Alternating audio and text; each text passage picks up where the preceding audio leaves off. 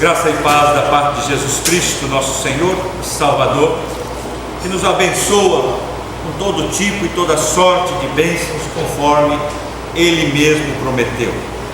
E por isso nós queremos nos juntar ao coro do Salmo 67, que nos estimula a proclamar: que os povos te louvem, ó Deus, que todos os povos te louvem. A terra deu a sua colheita, Deus, o nosso Deus, nos tem abençoado, Ele nos tem abençoado, que os povos do mundo inteiro o temam.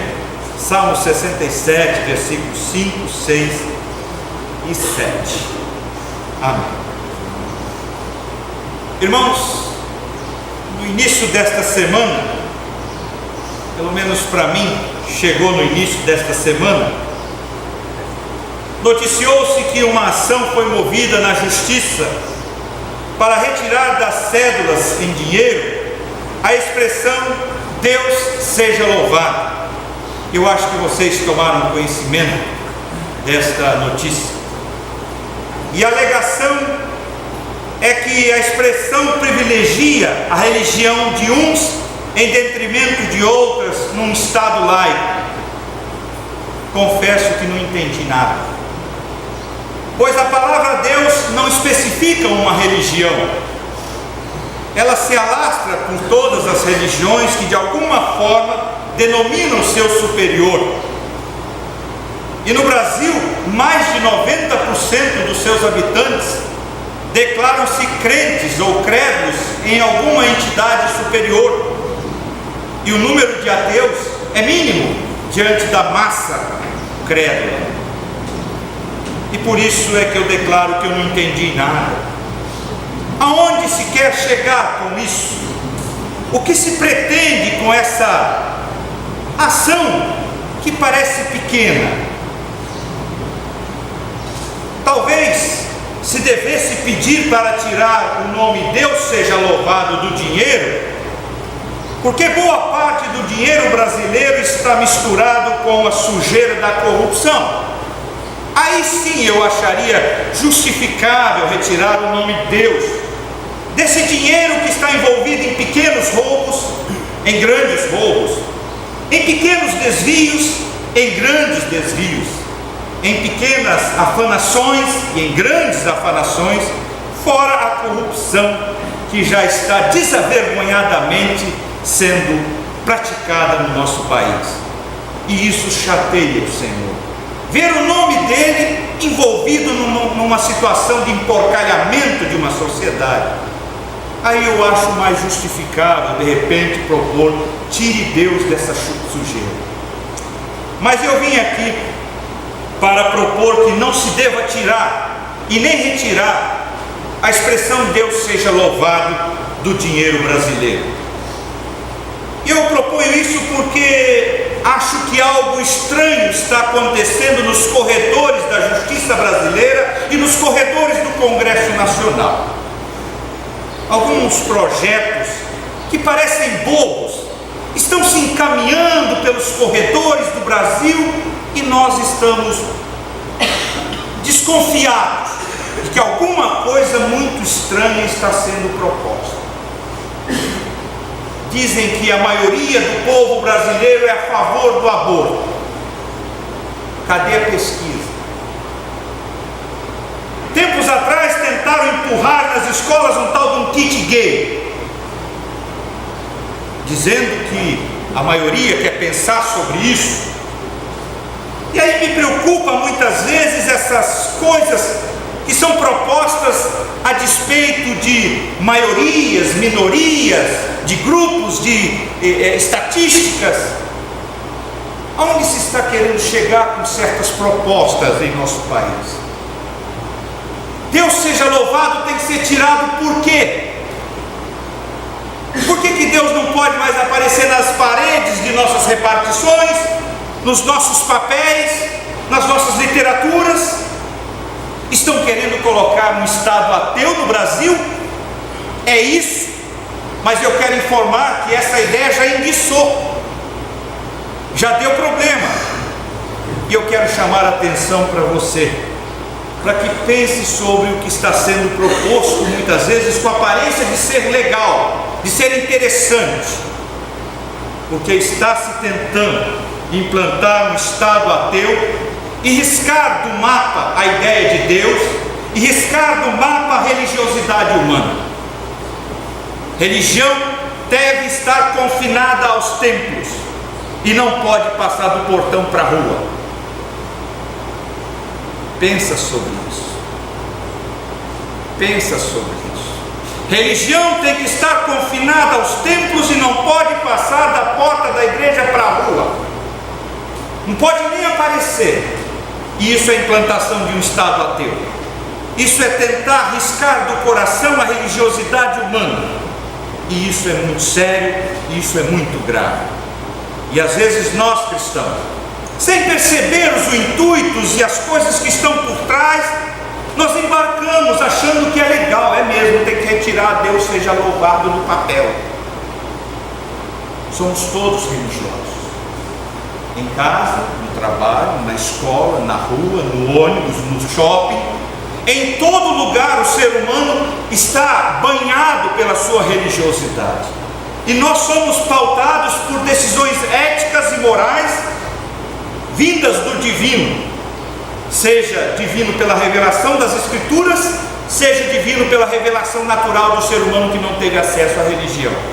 Porque o ser humano está intrinsecamente ligado ao divino.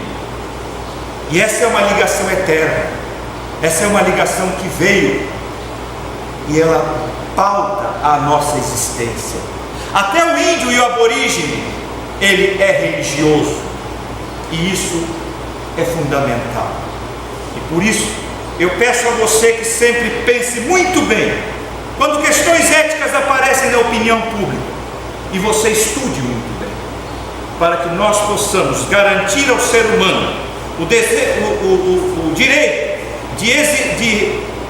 de praticar a sua religiosidade em qualquer setor, em qualquer lugar. Ninguém tem o direito de nos tirar o direito de sermos religiosos. Ninguém tem o direito de riscar da nossa mente a palavra Deus e a nossa relação com o divino, como se isso fosse coisa do passado, como se isso atravancasse o progresso. Há um tempo atrás tentaram com as células tronco embrionárias e nos passaram o recibo de que nós éramos retrógrados.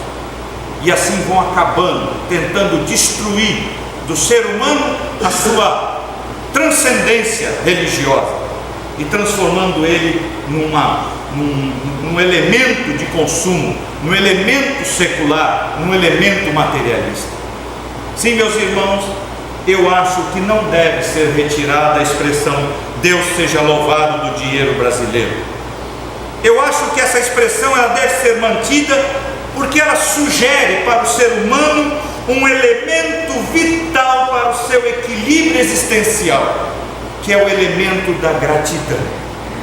Sim, eu vejo na gratidão um elemento imprescindível para a salvação do gênero humano na vida na terra. Eu não estou falando de salvação eterna mediante a fé em Jesus Cristo, não estou falando disso. Eu estou falando da salvação do convívio humano, das relações humanas, sejam ateus, sejam crentes, sejam eles quem for. Eu vejo na gratidão uma virtude que, se o ser humano a perder, põe em risco a sua existência. Eu vejo na gratidão uma virtude que, se o ser humano a perder, ele pode vir a se tornar o pior das criaturas, o pior dos animais. E isso a gente já percebe no dia a dia. A gente já percebe no dia a dia como é que isso funciona. O ser humano que não tem em si a virtude da gratidão, ele perde a virtude maior, que é a virtude da humildade, da relação humilde com todo o seu contexto. E por isso ele se torna arrogante, ele se torna prepotente, e assim ele se coloca diante da vida. Tudo que ele conseguiu foi o braço dele, tudo que ele alcançou foi a mão dele. Ninguém o ajudou, ele é o dono, ele manda e desmanda. E aí a coisa começa a complicar. Sim, meus irmãos, o ser humano ingrato, ele perversamente, ele se adona de todas as coisas. e ele passa por cima, porque ele não reconhece a existência de algum doador que agraciou a todos por bondade e por misericórdia. E aí ele se torna um sujeito selvagem, um sujeito perigoso, uma pessoa que não tem alma, uma pessoa que não tem sangue, é uma pessoa perigosa para as relações humanas. Sim, a gratidão ela faz muito bem ao ser humano. Talvez o remédio que mais deveria ser comprado nos dias de hoje seja o remédio chamado gratidão. Se muita gente começasse a beber gratidão, com certeza alguns psicotrópicos deixariam de ser vendidos e muitas consultas médicas seriam canceladas, porque nós vivemos num contexto difícil. A ingratidão ela gera seres humanos descontentes, ela gera seres humanos sofredores por conta de sua insaciável ganância, do seu insaciável descontentamento. E a gente fica doente quando a gente deixa de ser uma pessoa grata, feliz e contente, a moda apóstolo Paulo há pouco lida pelo Demo. Sim, meus irmãos, o ser humano ingrato ele sofre porque ele perdeu a humildade. A humildade é que faz sossegar a alma, a humildade é que faz bem para a saúde. E se ele deixa de ser grato, ele começa a ficar extremamente angustiado e ele fica exatamente insaciável, e como se não fosse suficiente, ele faz mal a quem está ao seu redor, ele faz mal a quem está à sua volta, ele transtorna a vida de todo mundo porque ele é insatisfeito, ele não está contente, e os ambientes onde ele pisa já logo ficam azedos, já começa a embaçar o negócio e começa a ficar aquela vida de luta, de sofrimento, de busca infindável que leva esse indivíduo quase a pirar. Sim, a expressão Deus seja louvado, essa expressão maravilhosa, ela precisa ser mantida.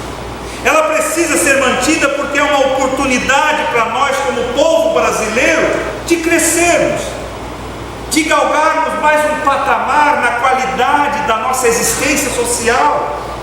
Nós temos aí uma oportunidade de olhar para o alto e dizer: Senhor, louvado sejas porque nos concedeste uma terra maravilhosa, onde tudo que se planta dá, onde nós temos uma gente com uma amabilidade, uma capacidade tremenda de ser solidário, de termos virtudes que podemos praticar. Sim, a expressão Deus seja louvado, ela precisa ser preservada, porque Deus é que seja louvado, que não seja louvado o homem, que não seja louvado o Estado. E aí eu começo uma reflexão muito importante: que não seja louvado o homem, que não seja louvado o Estado, como já disse Jeremias: maldito o homem que confia no homem.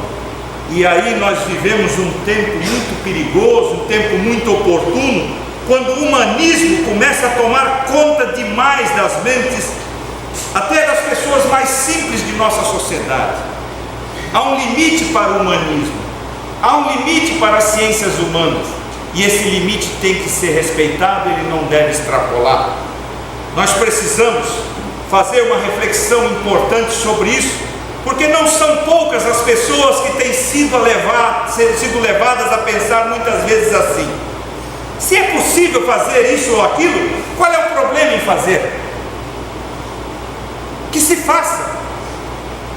E essa é uma reflexão que às vezes leva as pessoas a caminhos muito perigosos, e até pessoas muito simples já estão caminhando nessa estrada. E por isso eu quero fazer a igreja pensar: se eu posso fazer isto ou aquilo, será que há problema? Ou não há problema em fazer o que eu acho que posso fazer? E aí a gente entra numa reflexão muito importante. A gente entra numa reflexão muito importante. Não é porque tudo que eu posso fazer está ao meu alcance, eu devo fazer. E aí a gente começa a refletir. Às vezes eu chego para os jovens e digo: não é porque vocês têm os órgãos genitais de vocês todos formadinhos, que esses órgãos genitais podem e devem ser usados a qualquer hora e de qualquer jeito. A ciência humana diz: qual é o problema em usar? Que se use, está aí. E aí a gente diz: para um pouquinho a conversa, o que é que Deus diz disso? Deus não vale, a religião não vale, não pode, não deve interferir.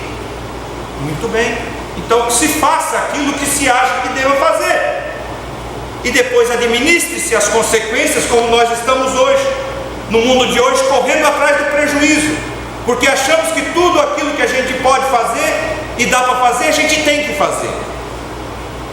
É preciso levantar uma bandeira, é preciso levantar uma reflexão. Eu sempre, quando eu olho essas coisas, eu me lembro de Dietrich Bonhoeffer. Em 1933 subia ao comando da Alemanha o Hitler, e o Hitler, ele começou com boas propostas para reerguer a Alemanha. Ele tinha bons projetos, ele começou com boas intenções, e ele caminhava rumo ao soerguimento da Alemanha e colocar a Alemanha nos trilhos. E a coisa ia bem, tanto é que as próprias igrejas, os pastores luteranos, as igrejas luteranas católicas da Alemanha viram aquilo como um momento oportuno para tirar a Alemanha do atraso, do caos. E a coisa começou a caminhar bem, mas de repente algumas ideias começaram a entrar no projeto. Não se sabe se foi premeditado ou entrou por acaso, a história sempre é muito confusa, mas de qualquer forma começou uma tal de raça suprema, de raça maior.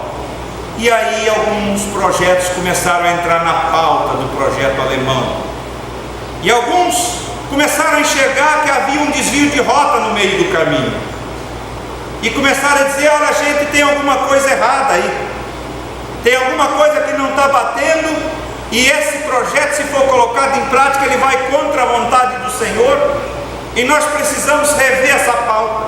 E um deles foi Dietrich Bonhoeffer, que se levantou contra a eliminação dos judeus e de outros projetos agregados. E ele então começou a dizer: isso é contra a palavra do Senhor. E sobrou a prisão para ele, e ele morreu dentro da prisão. E alguns outros também morreram, e alguns outros levantaram a sua voz e disseram: gente, nós estamos extrapolando os limites, e nós precisamos dar ouvidos à voz do Senhor. O Senhor é o Senhor, é Ele que nos tem proporcionado uma palavra de sabedoria, foi Ele que nos trouxe as suas bênçãos. E começaram a colocar Deus na jogada, e aí começou-se a fazer uma grande reflexão, que gerou muitas mortes, gerou muitas dissidências, gerou uma grande confusão, inclusive dentro da própria igreja luterana livre da Alemanha. Sim, meus irmãos, são reflexões muito importantes que nós somos chamados a fazer, reflexões que não podem excluir o divino, que não podem excluir as Escrituras, reflexões que não podem deixar Deus para segundo plano. E por isso é que eu sou a favor de que a expressão Deus seja louvado, ela seja mantida, para que ela possa nos proporcionar um estilo de vida, que nós possamos reconhecer as nossas limitações e enxergar Deus através da nossa existência, porque Ele é um Deus sempre presente, é um Deus sempre atuante, que não sonega nenhum bem aos seus. O Senhor Jesus foi mandado para todos, porque o Senhor quer abençoar a todos, quer salvar a todos, quer conduzir todos para o céu. E um Deus que engloba todos nas suas propostas não pode ser excluído de uma sociedade como a nossa. Um Deus que no Salmo 105 vai descrevendo a sua obra, esse Deus não pode ser excluído. E por isso é que eu peço a você que aconteça o que acontecer, venha o que vier, que Deus seja louvado, que o Senhor seja exaltado, seja priorizado, que o Senhor seja colocado em voga e acima de todas as coisas, e nós possamos estabelecer uma relação correta com a vida, uma relação adequada, uma relação inteligente com a vida, de dizer: se não fosse o Senhor, o que seria de nós? Se não fosse a mão do Senhor, onde estaríamos nós? E aí então nós estaremos fazendo o correto estabelecimento da nossa caminhada por essa vida. Um Deus que nos abençoa, não só dentro da igreja, mas Ele nos abençoa no trabalho, na escola, na rua, em todos os pontos por onde nós passamos. Esse Deus está a derramar as suas bênçãos. E aí eu pergunto: por que tirá-lo? Por que tirá-lo? Por que aboli-lo? Por que colocá-lo para fora? Se Ele nos abençoa além das paredes da igreja, e até digo, muito mais além das paredes da igreja. Esse Deus seja louvado, a Ele seja rendida toda a glória, e que nós digamos: fala, Senhor, porque o teu servo ouve, e toda palavra que o Senhor disser, nós faremos, e nós viveremos por meio dessa sua palavra. E por isso presta atenção, faça essa reflexão, e aproveite, porque o Senhor está nos oferecendo o melhor estilo de vida. O Senhor nos oferece o melhor estilo de vida, que é nos chamar ao louvor e à gratidão por toda a sua bênção, por todo o seu cuidado.